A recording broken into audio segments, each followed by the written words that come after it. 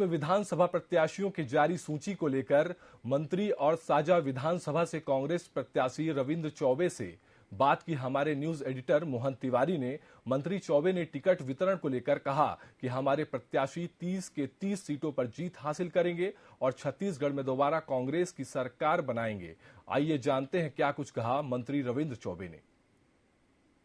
छत्तीसगढ़ में विधानसभा चुनाव की सरगर्मियों के बीच कांग्रेस ने अपने उम्मीदवारों की जो घोषणा की है उसमें एक बड़ा नाम रविंद्र चौबे हमारे साथ मौजूद हैं। उनको उम्मीदवार बनाया गया है साजा से। ऐसे में क्या वहां के राजनीतिक समीकरण है और वो किस तरीके की तैयारियों के साथ चुनाव में उतरेंगे, जानेंगे रविंद्र चौबे जी से।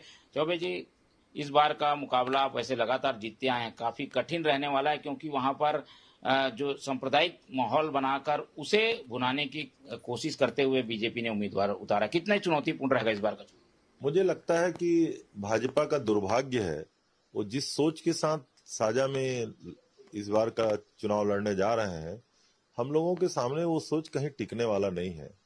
एक तो कांग्रेस की बड़ी आस्था है और मैं अपने पार्टी को, पार्टी हाईकमांड को, अपने नेताओं को हृदय से धन्यवाद दूंगा कि मुझे साजा विधानसभा क्षेत्र से 9वीं बार चुनाव लड़ने का पार्टी ने अवसर दिया है। और जहां तक तैयारियों का सवाल है, अब ये तैयारी उन लोगों के लिए होता है जो चुनाव के समय ही तैयारी करके अपनी कॉन्स्टिट्यूंसी में जाते हैं। हम लोगों को तो लगता है कि हर दिन चुनावी तैयारी के रूप में हम अपनी जनता का सेवा करते रहते हैं, विकास का काम करते रहते हैं, रोज की जो समस्याएं हैं उसको निराकरण करते रहते हैं। इसलिए अलग से तैयारी जैसी कोई बात नहीं है। और इस बार भी आप परिणाम देखिएगा, साजा विधानसभा क्षेत्र में लगभग हर चुनाव में कभी 5-10 हजार से शुरू करके 32,000 तक की लीड तक पहुंचा है। साजा विधानसभा क्षेत्र में मुझे लगता है कि सारे रिकॉर्ड को ध्वस्त करके कांग्रेस विजयश्री हासिल करेगी। हम देख रहे हैं कि समीकरणों में कहा जा रहा है कि ये डबल ट्रबल में है। आप जातिगत समीकरण में भी उम्मीदवार साहू है, फिर जो है हिंदुत्व कार्ड भी खेला गया है। इसको कैसे चुनौती के रूप में देखते? ये मीडिया में और दूर से दिखाई देता है। मेरे क्षेत्र के लोगों को मालूम है कि हमसे बड़ा हिंदू और सनातनी कोई हो सकता है। ये जातिवादी कार्ड साझा क्षेत्र में कई बार खेल चुके हैं। कई बार जातिवादी कार्ड से लड़ने वाले भारतीय जनता पार्टी को 25-25 हजार वोटों से भी साझा क्षेत्र की जनता ने मात दी है। इसलिए साझा विधानसभा क्षेत्र के अंतर्गत ऐसी कोई बातें नहीं है।